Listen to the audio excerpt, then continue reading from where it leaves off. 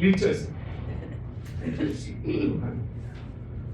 네 하나님 여호와께서 이 여러 민족을 멸절하시고 네 하나님 여호와께서 그 땅을 내게 주심으로 내가 그것을 받고 그들의 성읍과 가옥에 거주할 때에 네 하나님 여호와께서 내게 기업으로 주신 땅 가운데에서 새 성읍을 너를 위하여 구별하고 네 하나님 여호와께서 내게 기업으로 주신 땅 전체를 세 구역으로 나누어 길을 닫고 모든 살인자를 그 성읍으로 도피하게 하라.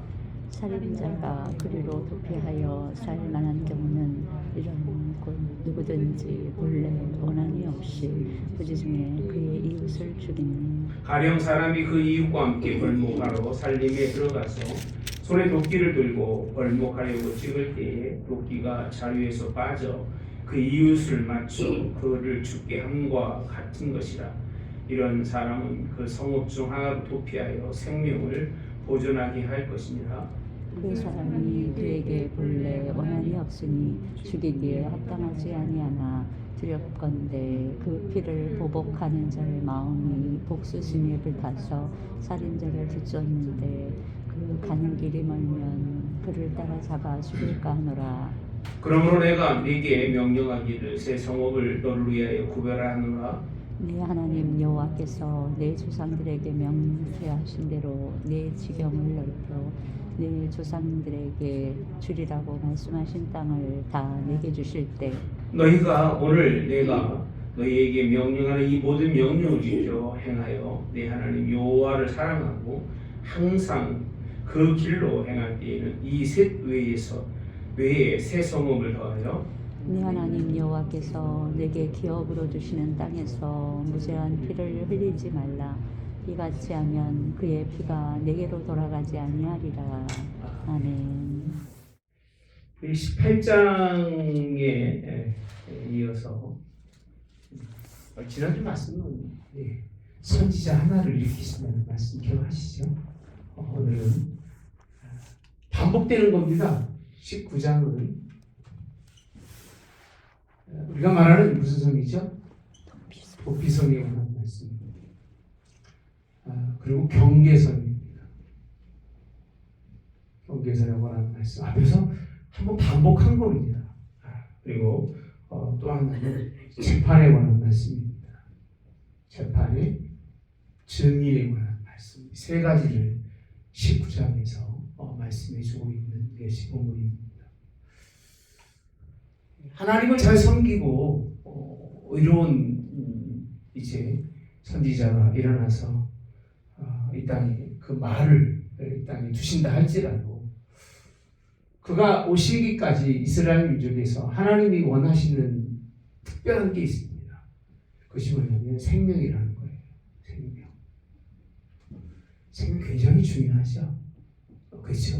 요즘은 생명에 대해서 참 관심이 좀 많이 있는데 사람의 관심이 아니라 원래 하나님이 우리에게 생명을 주셨기 때문에 사람은 사람의 생명에 대해서 굉장히 중요하게 생각을 해야 됩니다. 중요하게. 왜 도피성이라고 하는 곳이 있느냐면 이스라엘 민족이 이제 애굽에 살다가 애굽에서 하나님이 이제 종으로 살다가 불러내서 광야를 거쳐서 이제 약속의 땅 이스라엘에 들어갑니다. 이스라엘 그 땅 안에는 모든 우상과 그 당시의 그 문화, 삶의 그 현장, 그들이 가지고 있는 법도 많이 있었을 거예요. 이걸 하나님은 인정하신다? 안 하십니다. 안 하시고 다 여기 들어가서 이 모든 것을 몰아낸다. 진멸, 쫓아내고 난 후에 이 땅을 셋으로 나누어서 길을 만들라는 거예요.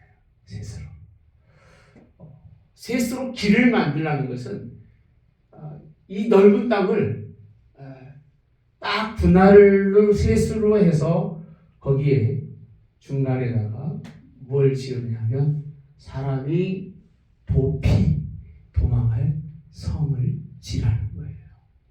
아니 성 세 개를 짓기 위해서 뭐를 닦아요? 길을 닦아요. 사람들이 길을 닦는 이유가요. 길을 닦는 이유가 여러 가지가 있습니다. 첫째는 뭐 때문에 길을 닦을까요? 돈 벌기 위해서 길을 닦아요. 그죠? 그 다음에 편리성이에요. 누가 편리하기 위해서요? 사람이 편리하기 위해서 길을 닦아요. 길 닦는 이유가 이런 것들이 길을 닦는 이유인데 하나님은 이런 일 때문에 길을 닦으라고 얘기하지 않고 사람이 부지 중에 생명을 잃어버릴 일이 생기면 그 얘기입니다.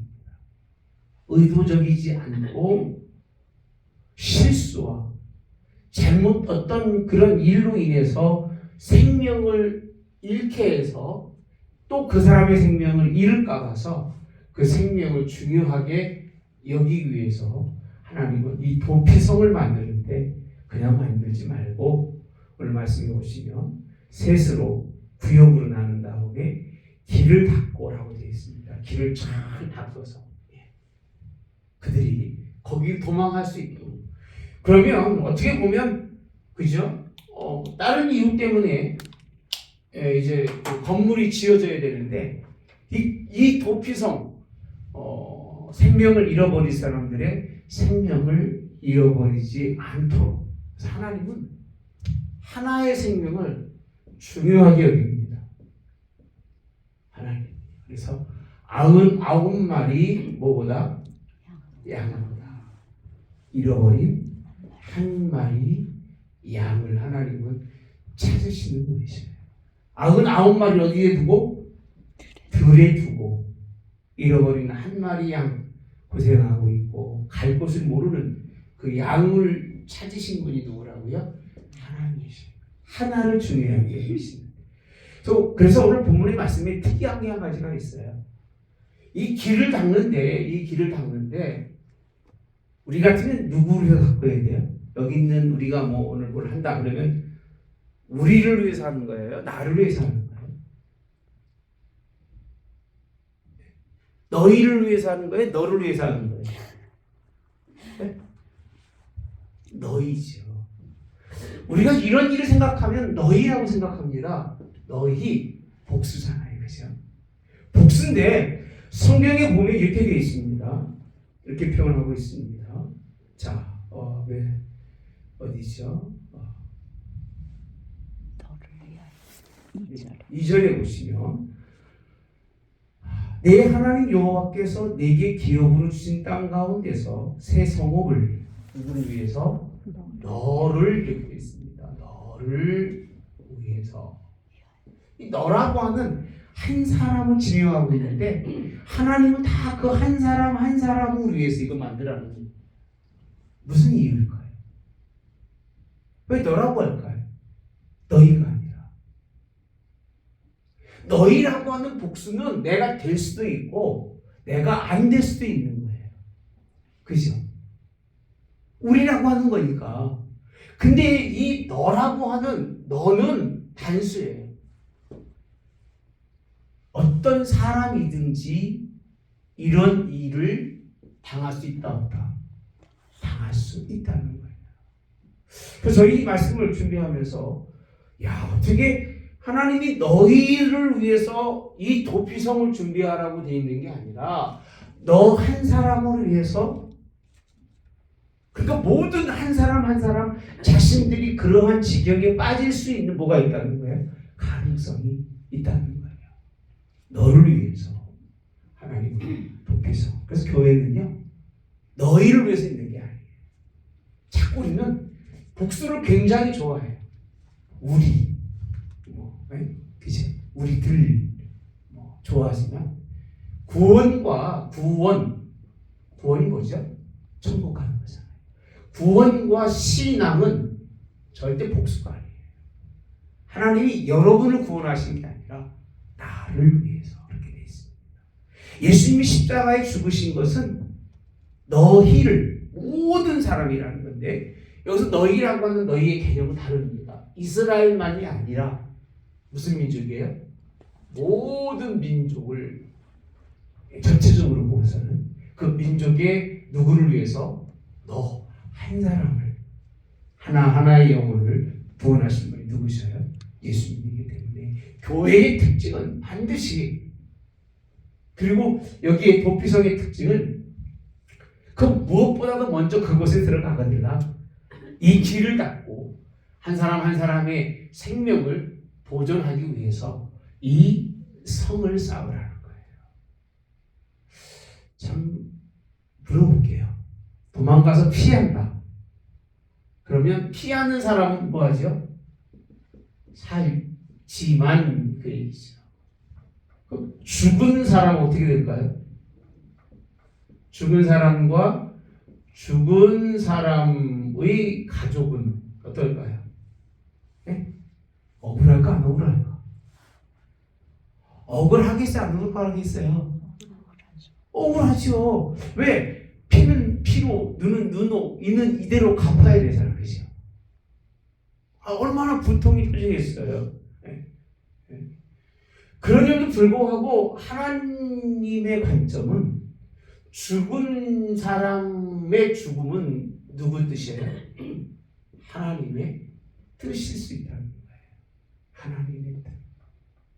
부지 중에 실수로 인해서 하나님이 생명을 데려갈 수도 있다 없다? 있다는 거예요. 뭐 자연스럽게 돌아가셨을 때는 어쩔 수가 없지만 부지 중에 오늘 본문에 그렇게 돼 있잖아요. 함께 벌목이 뭐예요? 나무를 패다가 나무 끝에서 도끼 자르고 빠질 수 있을까 없을까요? 도끼 자르고 뭔지도 모르시니까 여러분들은 시골서 가가지고 도끼질 잘합니다. 예. 예. 저는 그런 게 굉장히, 우리는 뭐 도끼질 할 일은 별로 없었지만 우리 이모네 집에 가면 그 집 도끼를, 나무를, 저희가 어렸을 때는 다 솔을 긁어다가 땔감을 찌고 그랬는데 그 집은 좀 부잣집이라 통나무를 갖다 놓고 밥을 하는 집이었어서 그 집 가면 제가 도끼질을 참 많이 하고 갔습니다. 재밌어서. 쫙쫙 갈라지는 게 얼마나 재밌는지 몰라요. 근데요, 도끼질도 잘해야 됩니다. 예. 잘못하면 어떻게 돼요? 빠져요. 빠지면 위험할 수도 있고, 이 손에서 놓치는 수도 있을까 없을까요? 있어요. 굉장히 위험합니다. 그런 옆에서 그렇게 하다가 상해가 다치게 하거나 뭐 할 수도 있어요? 죽게 할 수 있는데 죽음의 자리에 들어서면 그 유족이 얼마나 가슴이 아파서, 성경에 뭐라고 되어 있냐면요, 복수심이 모아서 불타서, 복수심이 불타서, 복수심이 막 불타가지고 이를 따라가서 뭐 한다는 거예요? 도망가도 죽인다는 거예요. 근데 이게 너가 그런 일을 당할 수 있다 없다? 있다는 거예요. 뭐 나는 그런 일 안 당하고 살아갔어 밖에 없어. 여러분 그렇게 생각하면 안 됩니다. 어제 그저께인가 TV에서 보니까 주차장이 이렇게 내려가잖아요. 그죠? 이렇게 돌아가면 내려가는 데가 있어요, 없어요? 있어요. 근데 이렇게 차 타고 올라오는데 이렇게 길이 있으면 여기에 사람이 누워 있는 거예요. 보여 안 보여요?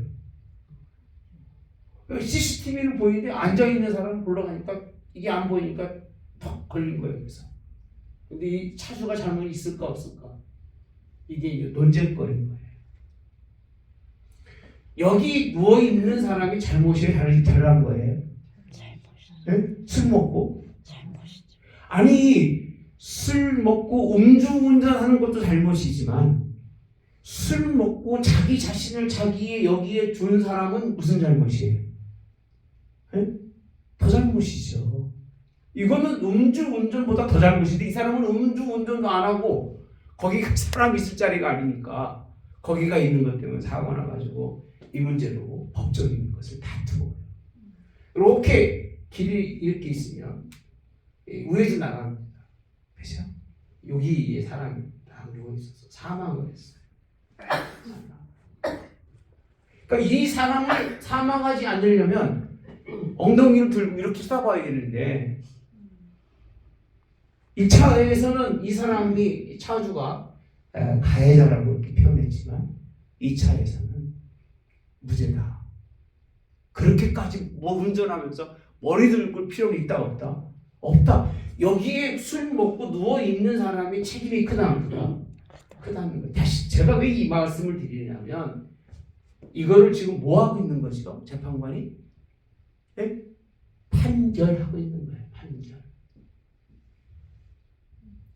판결의 과정이 필요한데 사람을 잘못해서 죽였는데 복수심 때문에 따라가서 판결을 받지 못하고 죽게 하는 게 올바른 일이냐 그 얘기 그럴까요?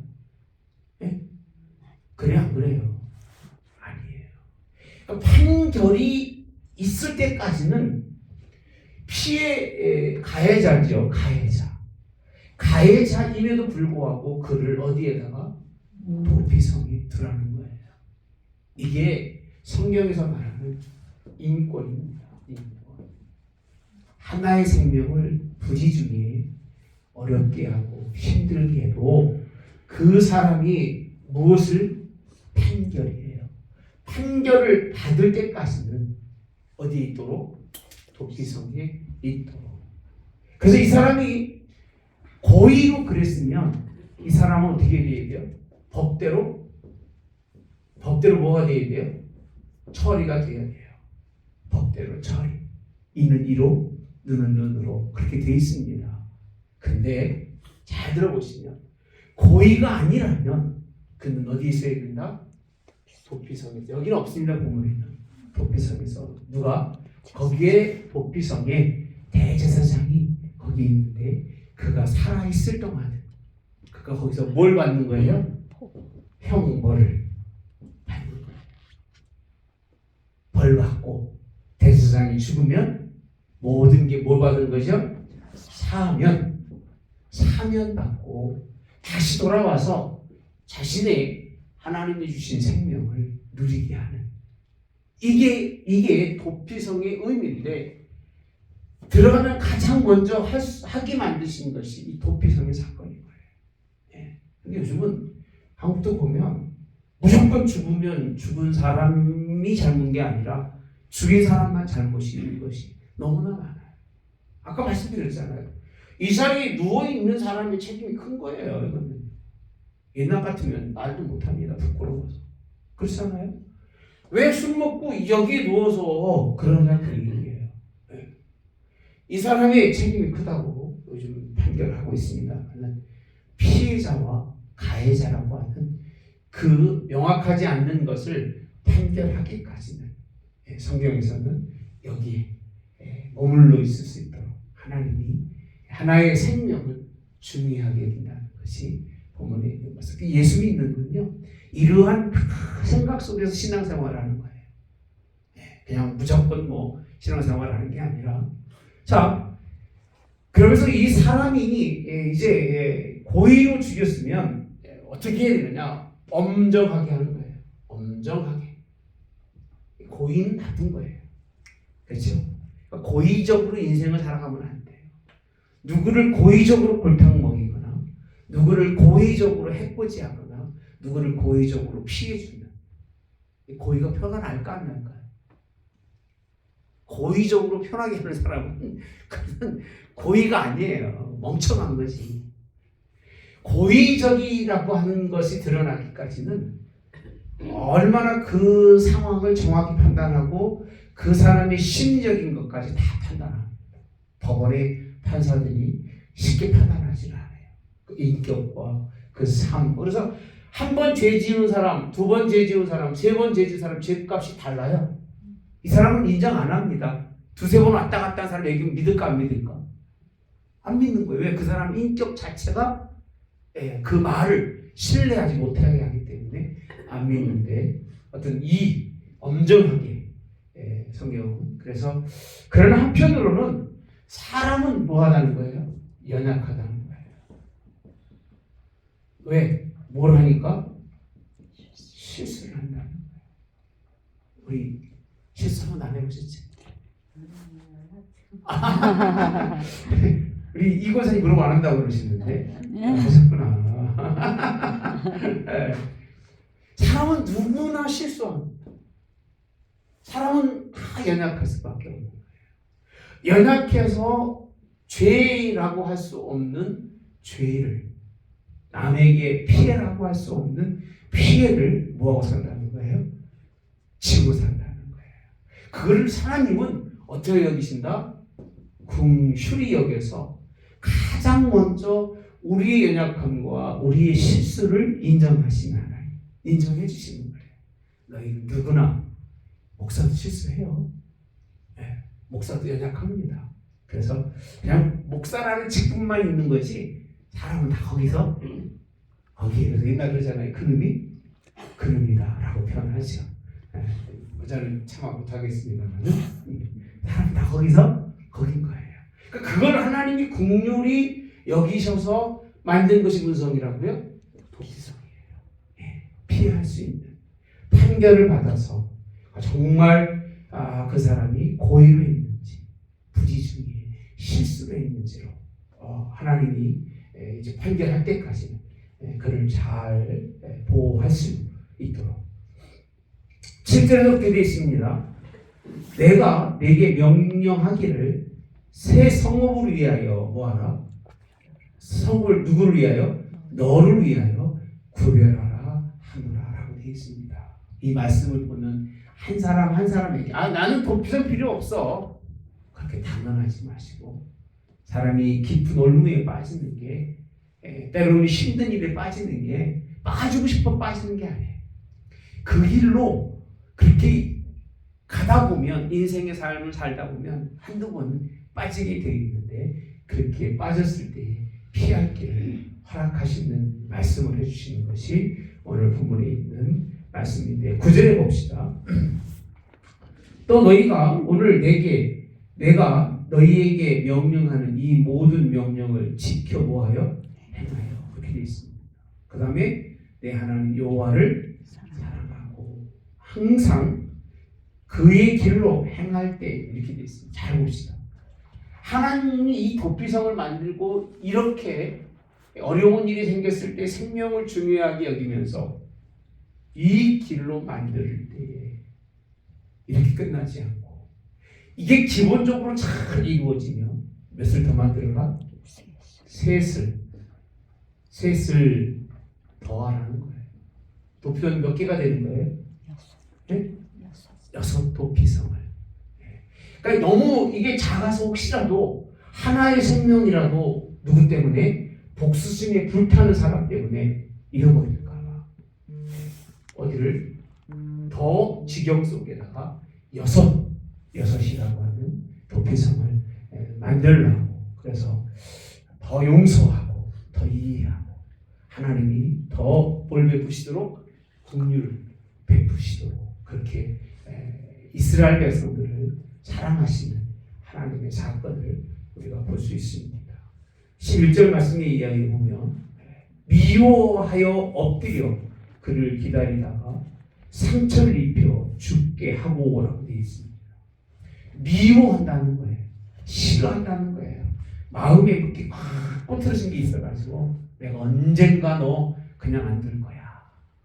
이러면 그 사람은요, 여기 들어갈 자격이 있다 없다? 없어요. 그러니까 늙어서 보자는 얘기 하지 마세요. 그참 나쁜 게 없어요. 특히 기독교인들은 그런 말 하면 안 돼요. 늙어서 보자. 어떻게 할 건데? 죽이겠다는 얘기잖아요. 지금 힘 없어서 가만히 있지만 당신 힘 빠지면 내가 그냥 들 거야. 여러분도 힘 없어져. 똑같아.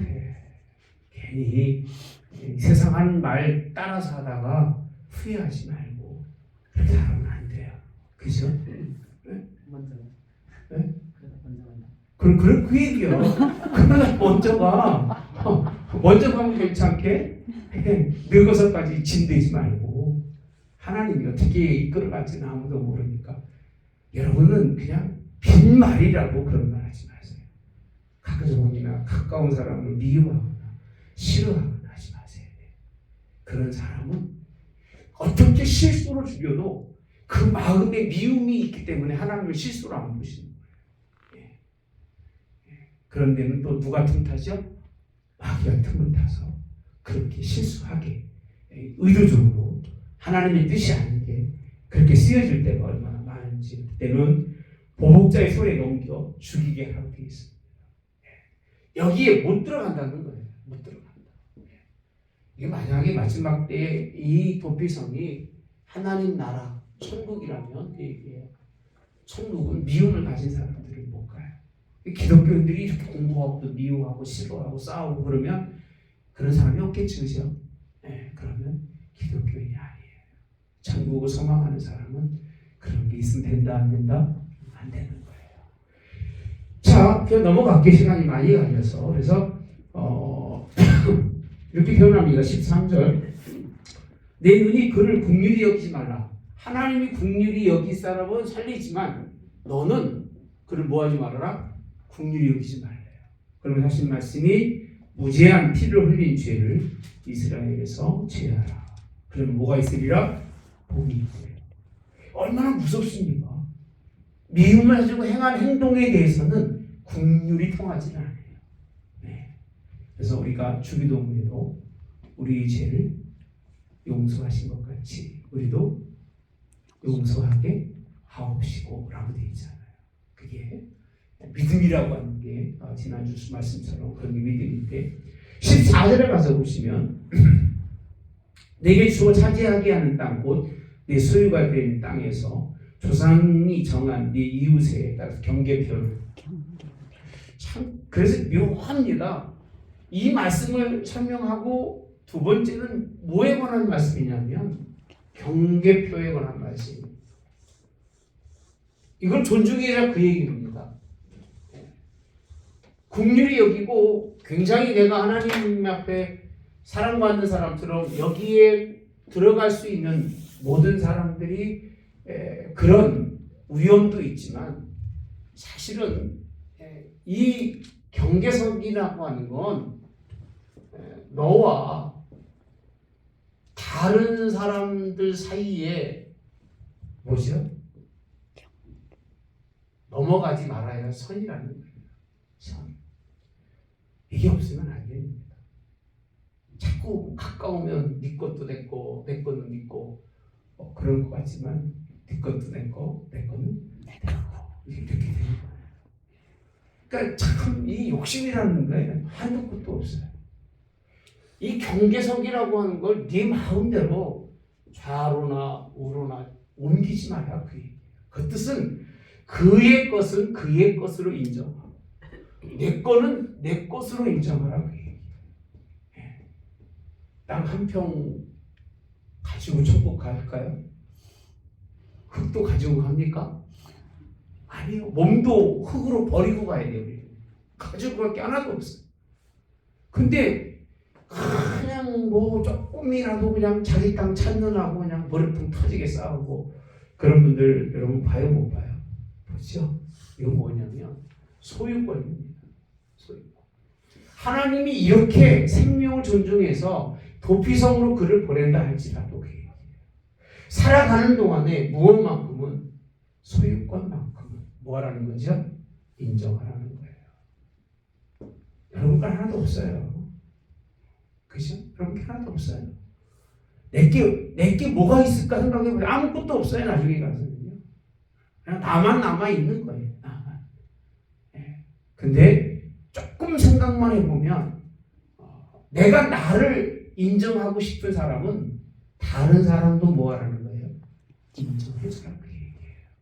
내 생명이 귀해서 내 생명의 선이 이렇게 있으면 다른 사람의 생명의 선도 있을 것이고 내 땅이 귀해서 선이 있으면 내 것도. 그래서 기독교인들은요 늘 그렇게 표현합니다. 자기 것으로 뭐하라? 만족하라. 하다 바울은 많이 주셔도 감사, 없어도 감사, 항상 감사하는 거예요. 왜? 그냥 하나님이 허락하신 것만 가지고도 잘 살 수 있다는 거예요. 누가 뭐 도움을 안 받아도 하나님의 은혜로 살 수 있는 것을 인정하는 것. 예, 이게 경계선이 분명해라 그 얘기입니다. 남의 재산을 탐내거나 남의 것을 침범하거나 이렇게 하지 말아라. 이건 윤리가 아니라 윤리라고 하는 것이 도덕이라고 하는 그런 것 따질 것도 아니라 인간의 기본적 본질이 되어야 된다는 거예요. 기본적 뭐가 되라고요? 본질. 기본적 본질이 그렇게 되어야지라는 거죠. 내 것만 주면 내 거로 그냥 감속하면 되는 거예요. 근데 굳이 그냥 남의 거 관심 갖고 뭐 부자 싫어하고 자기는 부자가 아닌가? 네? 여러분 우리가 자꾸 남을 보면서 부자라고 생각하는 거예요. 이 부자 밑에는 또 누가 있어요? 부자가 있고 또 부자 밑에 또 누가 있어요? 부자가 있고 부자 밑에 또 누가 있어요? 부자가 있어요. 이 밑에 사람 누굴까? 여러분 생각 누굴 것 같아요? 고아. 인생에 홀로 살 수 없는 겨우 생명만 연장하는 사람이 있어요. 이 사람보다는 이 사람이 더 뭐예요? 부자. 이 사람보다는 이 사람이 부자. 기준점이 더 있다는 것밖에 부자라는 거예요. 더 있으면 부자라고 표현하는 건데, 그러니까 이걸 다 합해가지고 하나로 그냥 넷이 다 나누자. 그럴 사람 있어요? 그럼 몸뚱아리도 다 나눠보지 한번. 건강하고 안 건강한 사람 다 나눠가지고 똑같이 살아보지 한번. 될까요? 안 돼요. 그냥 자기의 소유 속에서의 자기 것을 인정받고 남의 것도 인정해주고 살아가라. 왜? 이거를 주관하시는 이가 누구시니까? 하나님이시니까. 잘 사는 것도 하나님의 뜻이고 못 사는 것도 하나님의 뜻인데, 잘 사는 사람이 천국 가는 것이 뭐가 어렵다? 낙타가 바늘길 통과하는 것보다 어렵다고 했습니다. 예.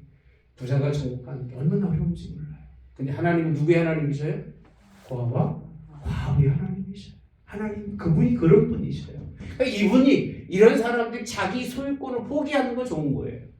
포기해서 나눠주고 또 나눠줘서 평등하지 못하지만 그래도 균등한 삶을 살 수 있게 하는. 어디 지역에 가니까 그런 게 있대요. 그 집에 이렇게 있으면 그 담 옆에 구멍이 이렇게 뚫려져 있대요. 무슨 구멍인지 알아요? 어디서 텔레비 나오더라고. 무슨 뜻인지 모르겠어요. 거기가 어렵게 사는 사람들이 거기 손을 넣으면 그 양식이 있답니다. 양식.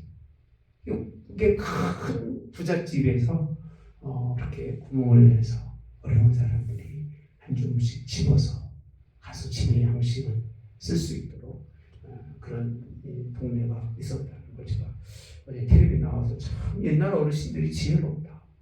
오늘날 사람들 보십시오. 돈 얼마나 해쳐? 해먹는 뭐 그래서 결국은 돈도 아니야. 나는 참 그런 거 보면서 참 억걱하고 사는데, 억이라는 게 숨이 막히는 거예요. 이거거든요. 곧 멈출 줄 모르고 그렇게 살다가 그거 먹고 크게 잘못되는 사람들 많은데 그러지 마십시오. 남의 것을 침범하거나, 특히 경계선에 옮길 수 있는 사람은 힘 있는 사람들이에요. 힘 있는 힘으로 밀어붙여서 뺏고 취하고 이런 짓은 하면 된다? 안 된다는 거예요. 이런 일은 절대로 있어서 안 되고, 나라도 이런 일을 하면 안 됩니다. 강제 수용은 공산주의나 하는 거지, 사회주의에서는, 그 사회주의에서 하는 일이지, 민주주의 국가에서는 이 강제 수용이 돼서는 안 돼요. 내가 조상들부터 받은 땅인데 무슨 힘이 있다고 강제 수용을 합니까? 수용할 때는 대체로 다른 것을, 똑같은 그런 것을 줘야 되는 것이 맞는 일이죠. 그래서 옛날 그 시골에 가보시면 저쪽 어디죠? 제철 이런 데 가면 큰 저거 있잖아요. 호수가 아니고 뭐라고 그러죠? 말씀 있잖아요, 그죠? 그런 데가 마을이 보통 뭐 한 30개, 40개가 이렇게 들어가 있는 데예요. 그렇게 옛날에도 그런 사람들한테는요, 이주를 시키면서 거기보다 더 나은 곳으로 이렇게 이주해 줄 수 있도록 그렇게 해줬다고 합니다. 이게 경계석을 옮기는 것 자체가 굉장히 중요하기 때문에 내 거로 사용하시고 남의 건 신경 쓰지 마세요. 뭐 남이 뭐 주든지 말든지 뭐 그건 알아서 하는 일이고, 그냥 나는 내 거 먹고 살다 가면 그 가장 좋은 일이 아닐까 이렇게 생각을 합니다. 제가 그런 얘기 한 적이 있습니다. 나는 하나님이 내게 주신 분복만으로 살아도 충분하다. 그런 생각을 해요.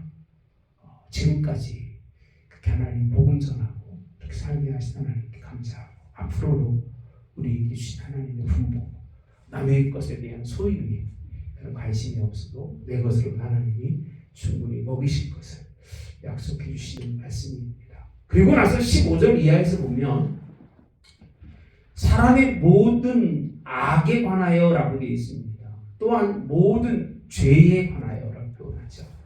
앞에서 사람의 생명을 잃게 하든 경계석으로 옮겨서 자기의 것을 취하든 이게 다 뭐죠? 악과 죄입니다. 잘 따라서 합시다. 악은요, 죄를 의도적으로 하는 게 악이에요. 죄인 줄 알면서도 하는 게 뭐라고요? 악이에요.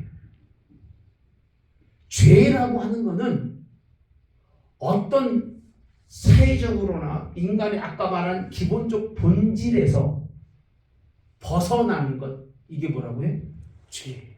죄는 원래 신앙의 죄는 믿음에서 뭐 하는 것? 벗어나는 것, 이게 뭐예요? 죄예요. 죄.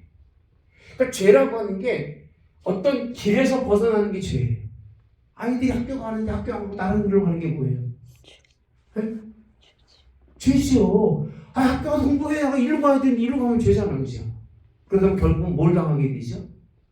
상처와 해를 당하게 되죠. 남도 뭐 하게 되죠? 상처와 해를 주게 되는 건데 죄인데 이거에 관해서 하신 말씀입니다. 뭐라고 되어 있죠? 이걸 판단할 때는 몇 명으로? 두세 명이 뭐가 있어야 된다? 증인이 있어야 된다. 그렇게 악과 죄는 판단하기가 쉽다? 없다는 거예요. 제사장이 뭔가 판결할 때는요, 자세히 조사 이렇게 표현합니다. 17절에 그 논쟁하는 쌍방이 같이 하나님 앞에 나아가 그 당시에 제사장과 재판장 앞에 설 것이요. 재판장은 어떻게 조사하라? 자세히 조사해요. 이렇게 되어 있습니다. 그 증인이 거짓 증거하여 그 형제를 거짓으로 모한 것을 모함한 것이 판정되며 이렇게 되어 있습니다. 재판에서 의중죄가 굉장히 커요. 그러니까 그렇게 안 가는 게 좋아요. 그죠? 의중죄에 걸리면요, 법에 걸린 사람보다 더 클 수도 있어요. 이 사람은 죄를 져서 당신 1년 살아. 1년이거든요. 의중죄는요, 5년이 될 수도 있어요. 의중죄가 그렇게 무서운 거예요. 왜? 판결을 흐리게 하기 때문에 그래요. 올바른 판결로 억울한 사람이 없게 하는 게 누구 뜻이에요? 하나님의 뜻인데 그 얘기입니다. 그 판결을 흐리게 하는 증인이 있을까봐 그래서 그를 이제 판명이 되면 악을 지으라고 되어 있습니다. 그래서 19절에 보니까 그의 형제에게 행하려고 꾀한 그대로 이렇게 되어 있습니다. 그 중에서 뭘 지어라? 악을 취하라. 그래서 남은 사람들이 이제 이 증인이 되는 게 함부로 할 수 있는 일이 아닌 것을 뭐하도록 알게. 그래서 이 일을 긍휼히 여기지 말라 이렇게 되어 있습니다. 자 봅시다. 그러면 앞에서 죄진 사람도 물론 그 죄값이 중요합니다만 여기서 잘 보시면 뭐라고 어떻게 되냐면 내 눈이 긍휼히 여기지 말래요. 누구를 긍휼히 여기지 마라? 거짓 증언하는 사람을 뭐하지 말라는 거예요? 긍휼히 여기지 말래. 이 사람 때문에 다른 사람이 의도적으로 이 악 때문에 눈이 빠지면 누구의 눈을 빼라는 거예요? 증인을 얘기하는 거예요. 여기서. 상대방이 싸운 사람이 문제가 아니라 증거로 거짓 증인을 쓴 사람이 있으면 그 증인의 눈을 빼라는 거예요. 그 증인의 뭐라는 거죠? 이는 이로, 손은 손으로, 발에는 뭐로? 발로 이렇게 되어 있습니다. 이게 저는 이 부분을 보면서 이게 이 죄를 범한 사람도 그렇게 하지만 여기에 증인으로 참석해서 그 죄 지은 사람을 보호하려고 거짓 증언하는 거예요. 그런 표현을 합니다. 빨간 거짓말이 있다 없다? 네? 하얀 거짓말이 있다 없다? 네? 좋은 거짓말이 있다 없다? 좋은 거짓말은 없어요. 안 하는 게 나아요. 거짓말보다. 아, 목사님 그냥 좋은 거니까 넘어가죠. 좋은 거라고 해서 악이 나쁜 것이 통용되는 세상이 되면 그 사람 마음 자체가 뭔가 잘못된 거예요. 아닌 건 아닌 거고 긴 건 긴 것으로 판단을 해야 되는 거예요. 그 아닌 거는 그냥 아닌 것으로 끝나는 거예요. 거기에는 어떤 이유도 조건도 붙여도 된다 안 된다? 안 되는 거예요. 제가 대답 안 할 때는 여러분들이 목사님이 싫어하는구나 라고 생각하시면 돼요. 왜? 내가 굳이 거기 껴가지고 아닌 걸 기다고 얘기할 필요가 있어요 없어요? 없는 거예요. 나는 상관하지 않겠다는 거예요. 내가 인정해주면 죄와 악이 더 뭐가 되는 거예요? 의도적으로 움직이는 거예요. 이게. 그래서 자신 있게 하는 거죠. 누구 때문에 하는 거예요? 열심히? 누구 때문에 열심히 하는 거예요? 목사 때문에 하는 거예요. 된다 안 된다? 안 되는 거예요. 아닌 건 아니고 긴 건 기다. 착한 거짓말도 없고 정직한 거짓말도 있다 없다? 없습니다. 거짓말이에요. 네. 그것을 뭐 누구를 위해서 그 사람이 그 거짓말 때문에 잘 되거나 그 사람이 내가 그 사람을 배려하는 그 배려 때문에 악이 감추어질 것 같아도 절대 안 감추어집니다. 그거는 그냥 그가 마땅히 지고 갈 짐으로 던져주는 거고 나는 거기에서 굳이 개입할 이유가 있다 없다? 없다는 거예요. 이게 성서적인 거예요. 굉장히 이기적인 것 같지만 아주 명확하잖아요. 선 넘어가지 말아라. 정말 부지 중에 큰 어려움을 당했다 할지라도 그를 보여줘라. 그러나 이가 이 일로 말미암아 판결받은 대로 그 법을 판결받은 대로 받을 것이지만 네가 중간에 껴서 그 사람을 돕는 것처럼 거짓 증언에 도울 것 같지만 결국은 다 두셋이니까 본인 둘은 몇이에요? 셋이면 몇이 되는 거예요? 4명이 다 똑같은 피해를 눈으로 있는 이로 그만큼 악하다는 거예요. 하나님은 갖지 않길 더 원하셔요. 이거는 죄와 악인 거예요. 이게 인용이 되면 너나 할 것 없이 문제의 말씀에 세 사람 돈 주고 사가지고 야 우리 짝짝꿍 해가지고 이 사람 죽여버리자면 죽일 수 있는 거예요. 이런 일은 나라가 있으면 된다 안 된다? 안 되기 때문에 하나님이 인용하거나 인정하지 않아요. 저는 그래서 늘 성경의 중심으로 사회를 보고 성경을 중심으로 윤리를 도덕이 무엇인가를 법이 무엇인가를 보는데 법은 이런 기초 속에 이루어지고 있습니다. 법이 성경에서 안 떠납니다. 근데 그 법을 가지고 판단하는 재판관들이나 거기 뭐 검사 판사들이 다 그냥 그래서 그런 거지 진짜 법대로만 살아도 이 세상은 참 평안할 겁니다.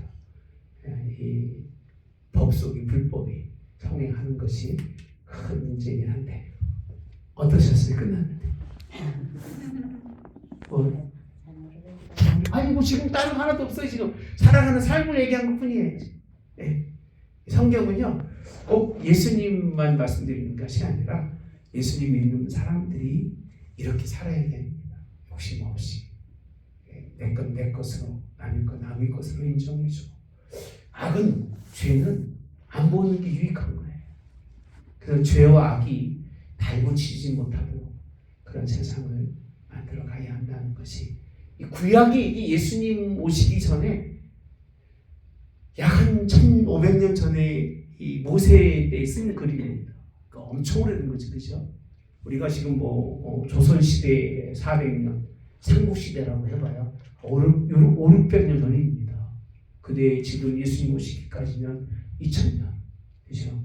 그리고 예수님 오시기 전 3500년 전에 하나님이 사람의 기본적인 삶을 살아가면서 저렇게 생명의 중요함을 설명해 주고 있는데 오늘날 사람들이 정말 생명을 중요하게 여기는가? 말은 그럴 것 같아요. 근데 자기 생명은 뭐 말은 표면적으로 가난한 사람들 등이 없고 정말 타고 다니면서 하지 다 하는 사람들이 얼마나 많은지 참 안타까워요. 거기에 또 쏘가 넘어가는 사람도 참 많고 창세기 19장에서. 네, 알았습니다. 질문 있으면 하겠습니다.